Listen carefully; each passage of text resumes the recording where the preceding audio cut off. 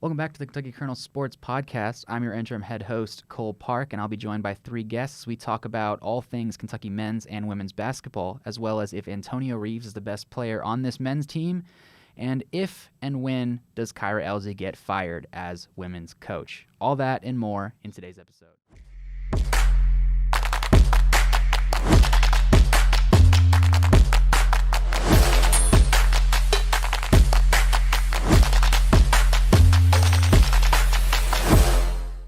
Welcome back to the Kentucky Kernel Sports Podcast. I'm your interim head host, Cole Parke, and I'm joined by a couple familiar faces. Would you guys all like to introduce yourselves? Sure, I'll go first. I'm Josh.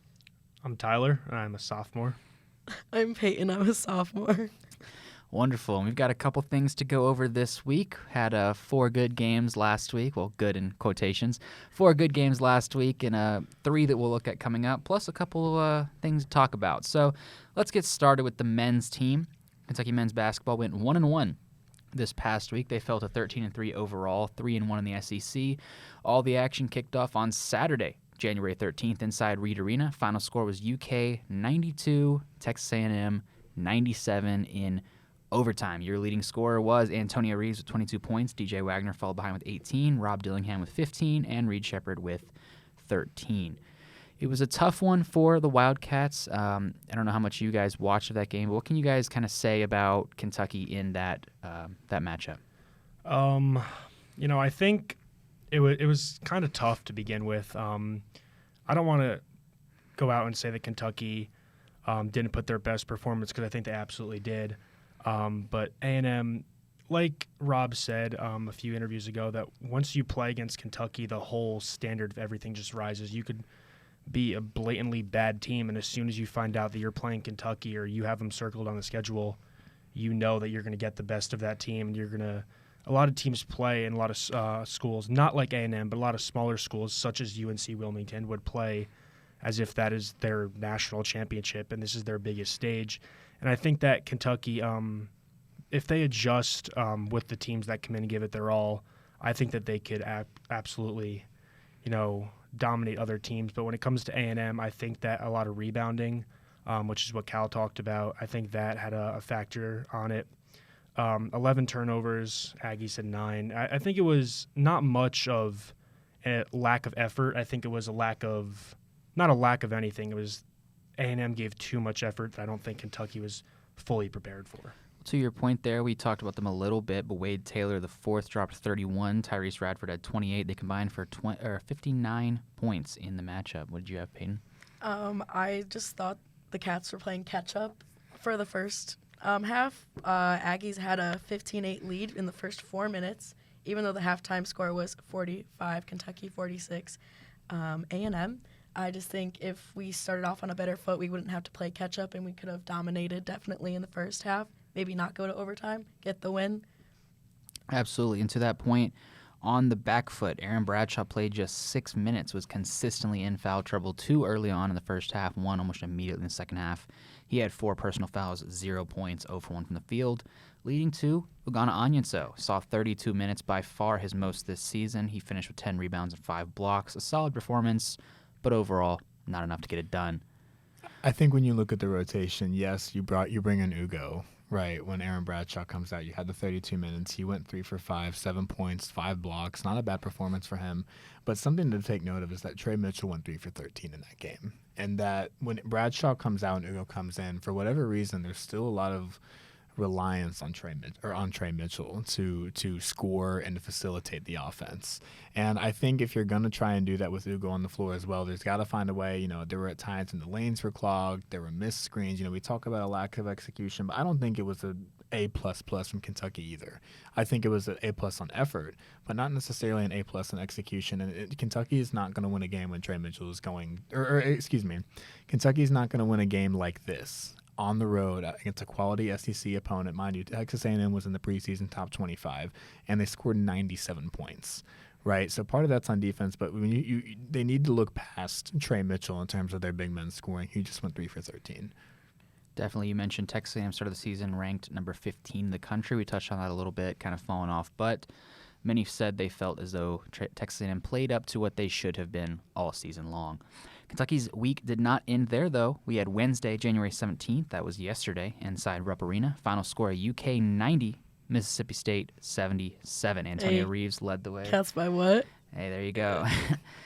Final score, Antonio Reeves had 27 points. He went 8 for 12 from the field, 2 for 5 from beyond the arc, 9 for 9 from the free throw line. Trey Mitchell followed up with 15 points. Dillingham had 16, and Bradshaw had 11, kind of redeeming himself a little bit there. What did you guys notice in I'd like to one? point out that was the exact same score of the Kentucky-Missouri game, It 90 was. to 77. I don't know if anyone at home caught that.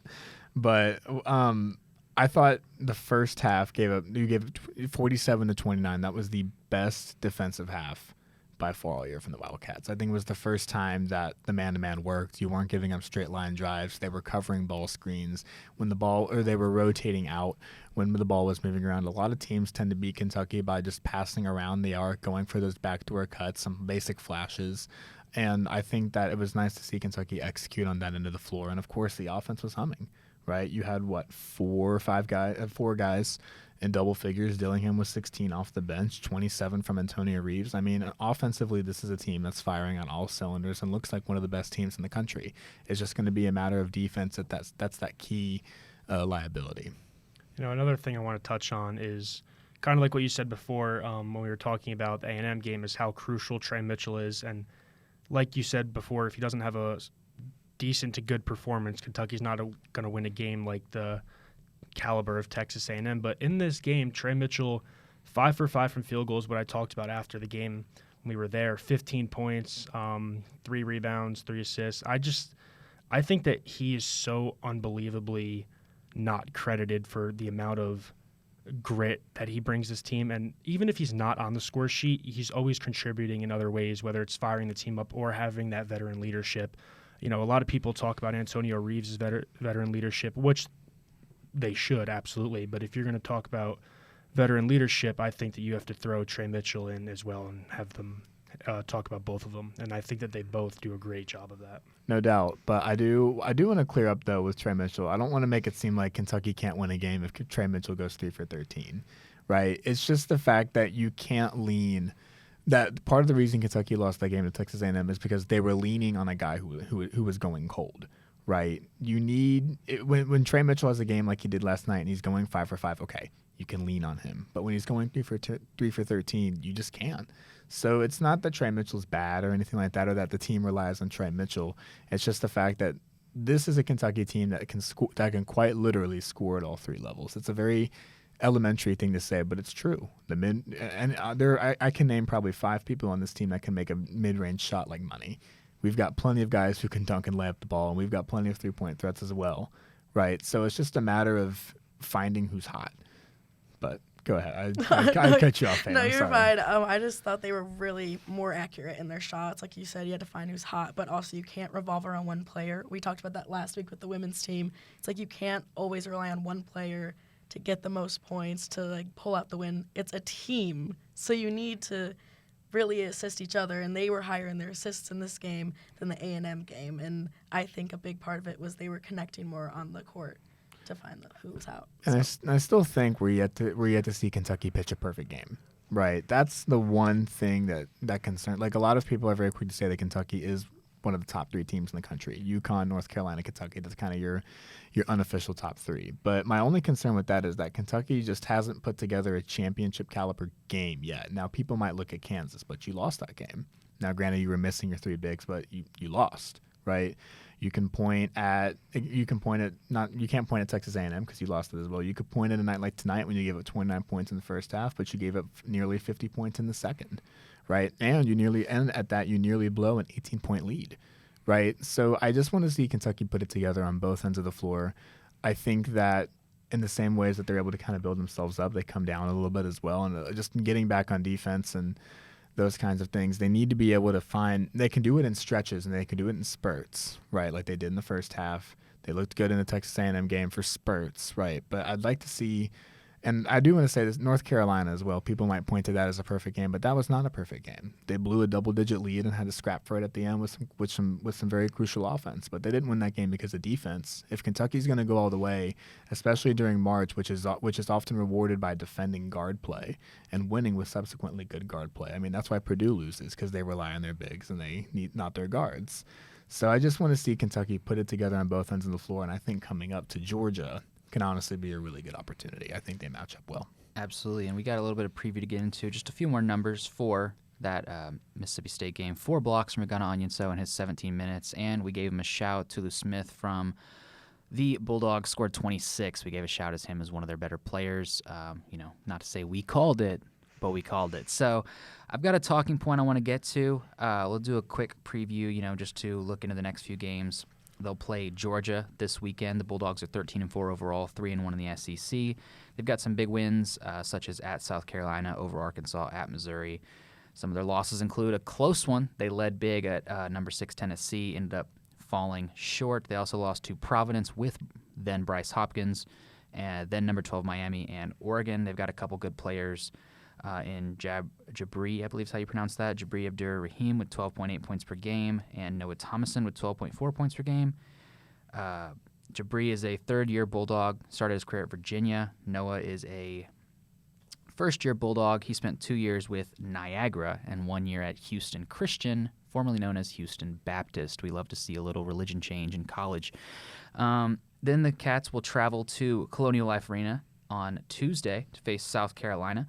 The Gamecocks are currently 14-3 overall, 2-2 in the SEC, with wins at Missouri, over Mississippi State, at Grand Canyon, which in normal years might not seem like a lot, but this year, if you've been paying attention, that's a pretty good win. And over Va Tech, their losses are to Georgia, at Bama. That one was 74-47, quite the thrashing in Tuscaloosa. And then number 24, Clemson. They've got a few big players to look out for, such as Michi Johnson, B.J. Mack, Miles Stute, formerly of the Vanderbilt Commodores, and Talon Cooper. All those players have spent their career elsewhere before getting to South Carolina. That's definitely a team that's been built through the transfer portal. Johnson was at Ohio State. Mack was at Wofford and USF.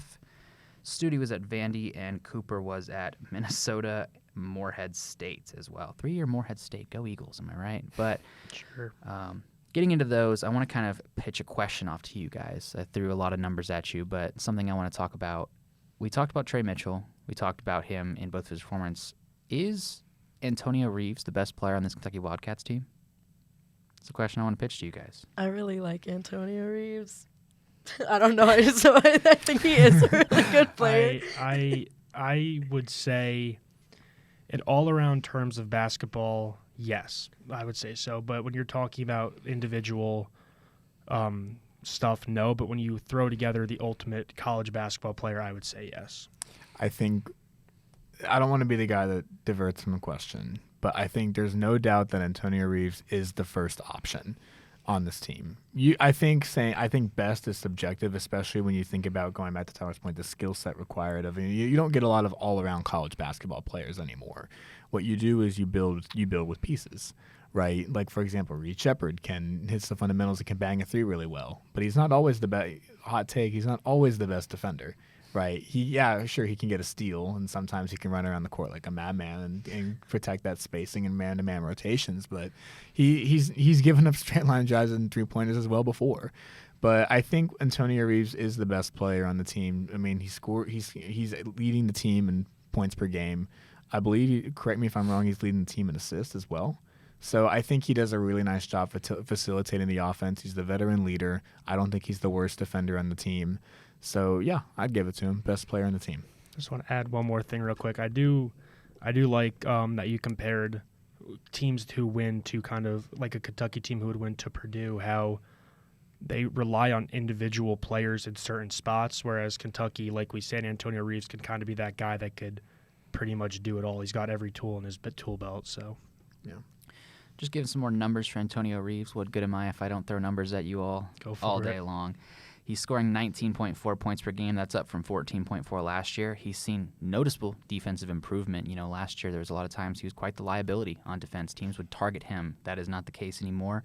No longer just really a spot-up shooter, and he started every single game. He was kind of a good six-man last year for the Cats. Now he's a consistent starter. He started all 16 games, I believe, for the Cats. All of his good numbers are up. His three-point shooting percentage, his field goal percentage, his rebounding, his free throw percentage, his personal foul total is down, his turnovers are down, his assists are up. He's had just good performance after good performance. We talked about 27 against Mississippi State. He had the 22 at Texas A&M. He dropped 30 at Louisville. Sorry, Josh. And even for a guy who's kind of garnered a little bit of reputation for kind of being absent in big games, he dropped 24 versus Kansas and, has been a good player for this team. Last year has yet to surpass last year's high of 37 at Arkansas, and that just absolute masterclass by Antonio Reeves. But overall, it's been a fantastic year, and I think he's a guy who's really developing himself into an NBA prospect. But looking at the time, we have so much to talk about with Kyra Elzy's Kentucky Wildcats on the women's side, so let's jump into it. This last week, the Cats went, drum roll please, 0-2. That shouldn't be a shock to anybody. All four of us on the podcast last week predicted that. Not to flex, I went 4-0. Nobody else did. They tried to shut me down, but I was right. But everyone said Kentucky women's basketball was going to go 0-2, and boy, did they. They fall to 8-10 overall, 1-3 in the SEC. It all started on Thursday, January 11th. The final score was Kentucky 73, Vanderbilt 95 inside Rupp Arena. That was a good 22-point loss. It was Kentucky's fourth loss by 20+, eighth loss of the season by 10+. Asia Petty had a great performance with 23 points, 21 rebounds. Maddie Shear with 20 points, Brooklyn Miles with 11, but the Commodores just ran them off their own court. And if you think that's bad, ladies and gentlemen, buckle up. Monday, January 15th, inside Colonial Life Arena, that's in South Carolina, playing the undefeated #1 overall South Carolina Gamecocks, and perhaps the least shocking defeat of the season. Perhaps the only thing shocking is how bad it was. Your final score was Kentucky 36, South Carolina 98. And I want to preface that by saying head coach Dawn Staley prevented her team from scoring 100 points on Elzy's Cats. Your leading scorers were Sanaya Tyler with a strong 13 points, Maddie Shear with a amazing 9 points, and your MVP, Asia Petty, with 2 points and 5 rebounds. A little bit down from her 2020 game, the one before. What do we have to say about just these last two games? Before we really break into the discourse of Maddie, Asia, all those guys, so the Sanaya Tyler having a 13-point game was the only bright spot that came out of the South Carolina game. I was very impressed with that. I'm glad to see her actually taking shots. I'm glad to see her getting time on the floor. I'm glad to see her facilitating what very little. I think Kentucky left their offense on the plane. I'm not going to lie to you. I think they left everything on the plane, actually. But I don't even think it made it to the plane, honestly. I think of the team, when you look at the team managers and the bags that they did bring onto the floor, the Sanaya Tyler bag was the first time I've seen that one all year. And I think that if Kentucky is going to have a chance to turn the season around, they're going to need to see more from her. So I was really impressed with the 13 points. She kind of went on a little spurt in that game of, I think it was, I may be wrong, 3 or 4 possessions when she literally just took it herself and kind of just said, all right, no one else is going to score points, so I guess I might as well just pack my stats. But say that. Wait, hold on. I'm sorry to cut you off. Say that one more time. She, like, well, okay. No one else is going to do anything. You forgot. You said no one else is going to do anything, so I might as well pad my stats. Is that or is that not the theme of this team this year? Yeah, absolutely is. And I think, just overall, it's just from.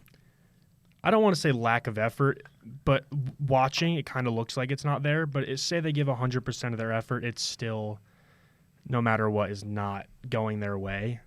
And Cole did bring up a good point about how if you watch the game, South Carolina easily could have put on 100 on them, and they kind of just held it at half and kind of just let the clock run out. I think they took a shot clock violation too.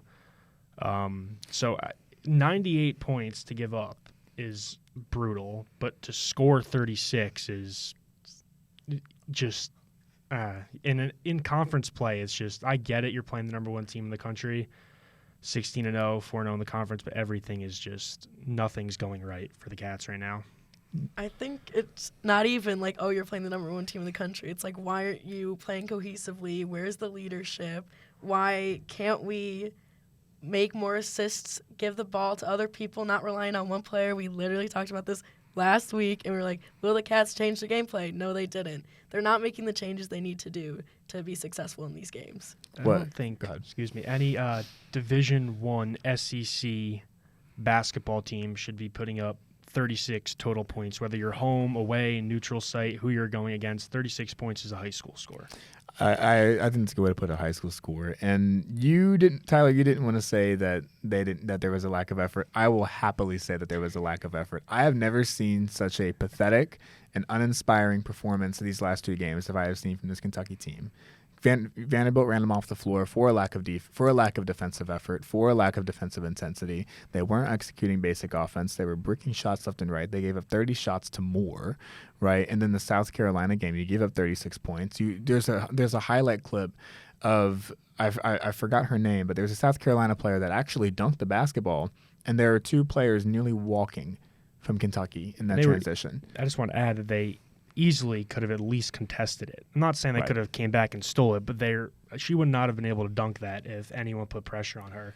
She literally gathered her step, got ready, planted, and dunked. And there was no effort to stop that. And even though that dunk brought the house down, and rightfully so, that only gave South Carolina a 4-point lead, right? I mean, you've got there. I think that game really speaks volume on the season. First, you've got Don Stanley wearing an Eagles jersey, right? Running That's the team, just a joke. Running the team off the floor. She's smiling the whole time, just chewing her gum, even in the first quarter. Ironic the Eagles got ran off the field a little bit too, though. Very ironic. But a little trade. I think when you really look at this team, though, the Vanderbilt performance speaks a lot more about this Kentucky team than the South Carolina performance does. The South Carolina performance, I don't know if I'm allowed to say this, is an ass whooping, right? It's just you just get your ass whipped, and you know what? That happens, right? It could have been 40, it could have been 60, it could have been 20. Sometimes that just happens. But the Vanderbilt performance, I don't care if they're 16-1. There's no reason that game should have been 95-73. You can pull the excuse and say, oh, they were playing the number one team in the country at South Carolina. Okay, pretend that didn't happen. Go back a game, and then you could make this same case that you just made. Right. Well, and Asia Petty had 23 and 21 in the Vanderbilt game. Maddie Shear had 20 and 1. I actually didn't know that. She only had one rebound. But Maddie Shear added 20 points. Brooklyn Miles was 11, and they still lose by 22. You can't. There just is no offense. It's just a matter of you've got Asia playing takeover ball. Maddie seems to be the only person on the team willing to take a shot. I'd really like to see more. We talk about Sanaya. There have been several times this year where Emma King, Sanaya Tyler, and honestly even at times Cassidy Rowe are just passing up on shots, right, to try and feed Asia Petty down low. Teams are onto the Asia Petty experiment. Asia Petty is a very talented basketball player, but it's going to take more than her to win. And especially tonight when Maddie Shear shoots I believe it was 3 for 19 in the South Carolina game. There just has to be more there. There needs to be a more spaced out offense. There needs to be more players scoring points. There needs to be better boxing out. You can't have one rebounder. It's just with the Kyra Elzy's team, it's a fundamental issue that clearly has no issue fixing itself. It's not the players, it's the system. And I believe that starts at the top. Yeah, I broke it down by quarter here. It was actually 17-3 or 17-13 after the first quarter. Not a bad score. And then Kentucky was immediately outscored 29-8 in the second, 33-11 in the third, and then 19-4 in the fourth. Before we get on to the big question of today's episode, I want to ask you guys just not a long answer, but just a short answer. What is more embarrassing, getting 100 dropped on you or having a team willfully choose not to drop 100 on you because they don't need to? I think a team choosing not to drop 100 on you while their coach is wearing an NFL jersey mid-game. Yeah. If I'm the head coach of a basketball team and the team takes a shot clock violation to give me the ball back with time left to score because they didn't want to score 100, I'd snap my clipboard in half. I completely agree. I would look at that and be like, where are we going wrong? Like, why is this team literally embarrassing you by not scoring 100 points? And what effort could you make to improve your team. Well, and the icing on the cake is the fact that they didn't just avoid 100 bomb that game. That could have been 120. Yeah. That could have been Yeah, 110, honestly, 120. That could have been like that. They should have. They didn't let off the gas there at the end. That was just an emphasis point on an entirely rec league second half from South Carolina, where they still scored a lot of points. Absolutely. And the Cats will return to action on Sunday. That's a little bit of an SEC toilet bowl, if you will. Missouri's 10-7, 1-3 in the SEC, currently 13th in the standings. Kentucky is obviously 14th. But despite that, the Tigers have 3 players scoring in double figures. That is Haley Frank, Ashton Judge, and Grace Slaughter. Despite that, some might predict the Cats will get slaughtered. So we'll see. Tigers did beat Vanderbilt in Nashville, and they lost significantly closer to South Carolina than Kentucky did. We'll get to our predictions later, but I want to get to, we're kind of a little bit running high on time here, but the big question of today's episode, does Kentucky fire Kyra Elzy?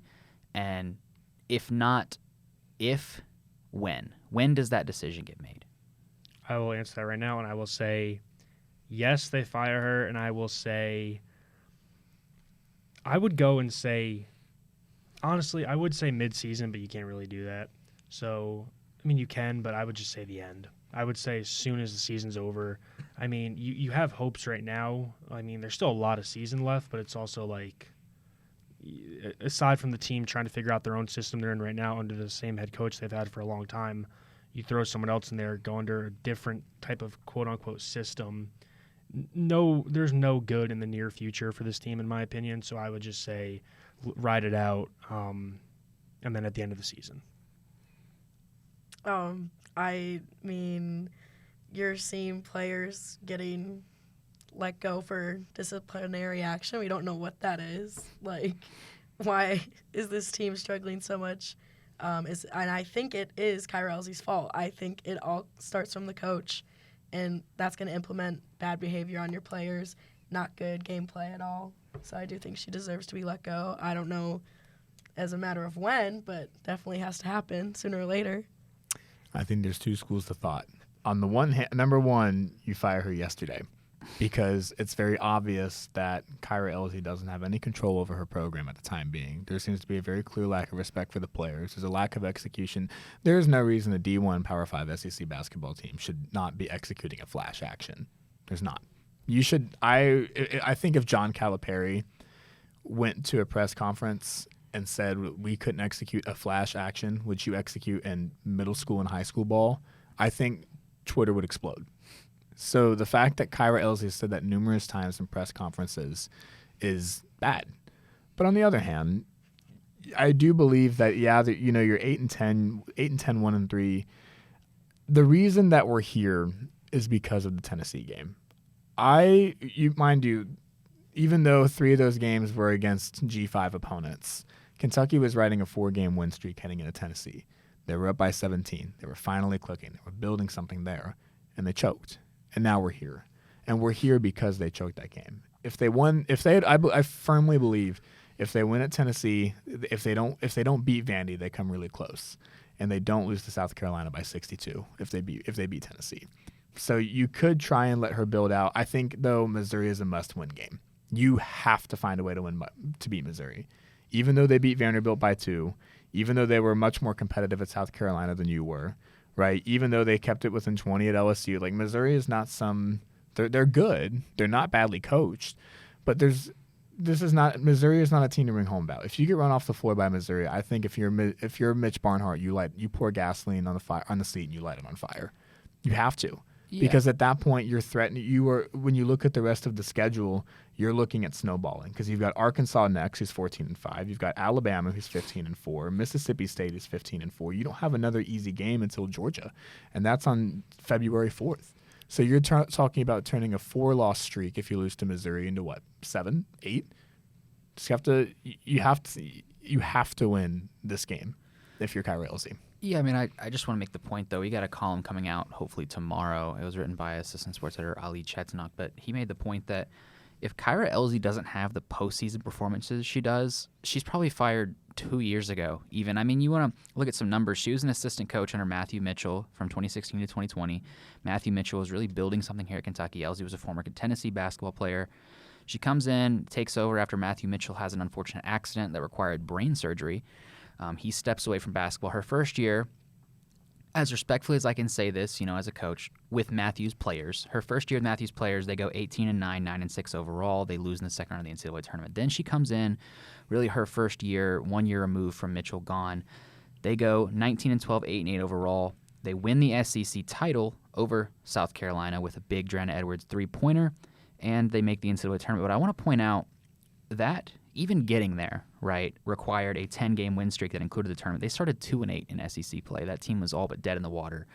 They had to go over and over again. And then you have to wonder how much of that's because of Ryan Howard. She was the eventual number 1 overall pick in the WNBA draft, WNBA Rookie of the Year, an absolute all-star. I mean, senior day was named Ryan Howard Day that year. I mean, she was elite. Then you come in last season, they go 12-19, 2-14 in the SEC, but they somehow get 2 big wins over Florida and Bama in the SEC tournament. Gives her another year.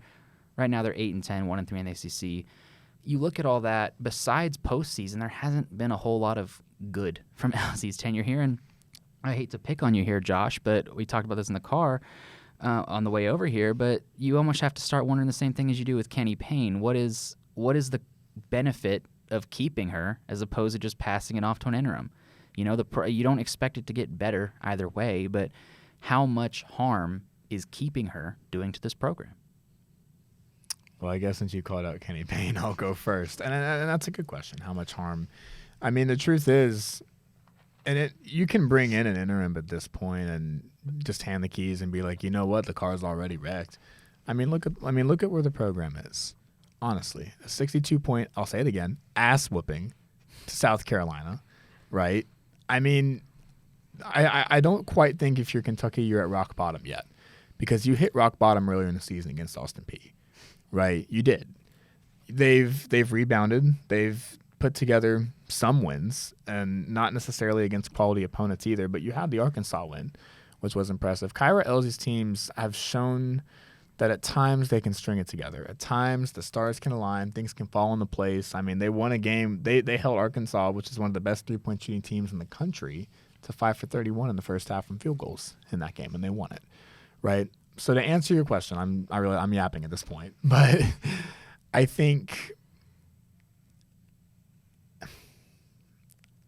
I would let her finish the season, honestly, because if you hand it to an interim on it's January 18th, with a month and a half left to go, right? Only to fire the interim, you're going to find yourself searching in the same place that you will earlier on, right? I think if you're Mitch Barnhart, if Kyra continues to kind of take, if the team continues to tank under Kyra, you gotta let her go, even in spite of postseason success. Now, if they find a way to win the SEC tournament, you reconsider, right? Honestly, if this team, with all due respect, can win the SEC tournament again, that's coaching. You have to give her credit for that, but they won't. Yeah, they're not going to win the SEC Right. tournament. The numbers are just going to decline from there. I say get rid of her. We're not going to improve anyway. As you can see from the past, the numbers are just keep declining. We are going to hit rock bottom if you don't get rid of her. I also just want to improve on that point, what you said.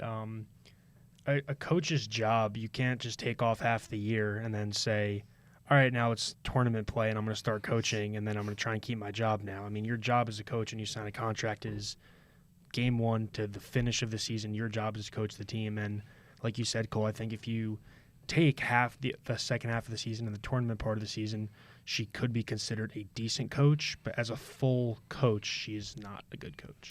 Well, and why I was at the Vanderbilt game. Why am I hearing box out, box out, box out at an SEC Power 5 game? Why am I going to press conferences and saying rebounding is not a strong suit in this team? Why am I continuing to hear at this stage of the season, you're approaching your 19th game of the season, and you're still having the same rebounding issues that you had in when does the season even start? November? Right? Sorry, it took me a minute there. But that you're still having in November. Why is your team still not boxing out? Why is your team still passing up on shots? Why is your team not really doing anything other than feeding the ball to Asia Petty and getting out of the way? There's no improvement at all. Right. But at the same time, though, you don't just toss the keys to an interim.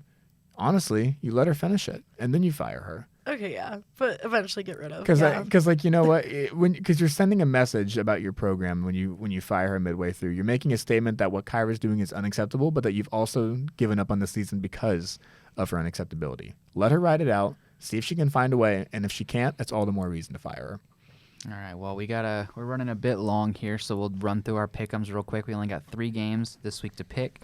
Saturday, January 20th, inside Rupp Arena, it'll be Kentucky versus Georgia. That game's set for 6 p.m. Eastern Time on the SEC Network. Kentucky's currently favored 85.4% by ESPN Predictive Metrics. We'll start with Josh, then go to Tyler, Peyton, then I. Who we got in Kentucky, Georgia? How does this work? Do I give a score? Or? You just say a Just team say you think it. will Give me win. Kentucky. Kentucky. I agree. I'm going to pick Kentucky. I picked Texas A&M last time. I'm going to pick the first game for Kentucky. Moving on. Monday, January 15th, inside Colonial Life Arena. It'll be, or that's not correct. Tuesday, January 23rd, inside Colonial Life Arena. That's at South Carolina. It'll be that game will be 7 p.m. Eastern Time on the SEC Network as well. Kentucky is once again favored, this time only by 66%. Kentucky at South Carolina. Who you got? Give me Kentucky. I think South Carolina's good, but I think they should rally and win this one. I'm going to go with South Carolina. I say go Cats. See, for me, I look at this game and I look at a South Carolina team that got beat really badly by an Alabama team that's not good at defense. They scored less than 50. Kentucky's got one of the best offenses in the country, and I think is a little bit better on defense than the Tide. I'm going with the Cats inside Colonial Life Arena. Finally, I think overmatched is a really good way to put it. That's fair. That's fair. All right, moving on. Only one game for the women. That'll be Sunday, January 21st, inside Rupp Arena against Missouri. That'll be 2 p.m. Eastern Time on the SEC Network Plus.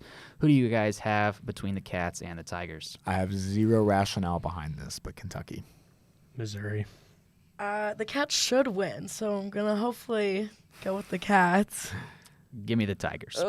But that is all from us for this episode. We thank you for checking this out. And if you want more of our content, each of us can be found on kykernel.com or KY Kernel Sports or just KY Kernel on TikTok, Twitter, Instagram, you name it. Until next time, I'm your interim head host, Cole Parke. I'm joined by Josh Smith, Tyler Russell, and Peyton Dybowski. And we thank you for catching up with the Kernel.